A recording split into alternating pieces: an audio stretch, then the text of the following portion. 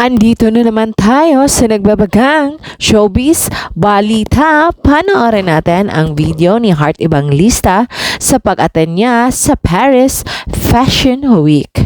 Panoorin natin ang video ni Heart.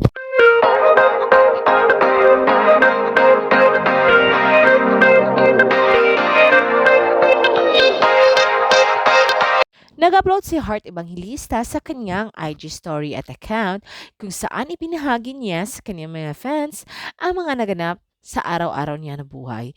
Isa na dito ang pagpunta niya sa Paris at pag-attend sa Paris Fashion Week. Tama nga, inibitahan nga si Heart Evangelista na umattend sa nasabing event. At sa labas pa lang, sa venue ay pinagkaguluhan na siya ng mga photographer doon at lalo na ang kanyang mga fans na sumalubong sa kanya.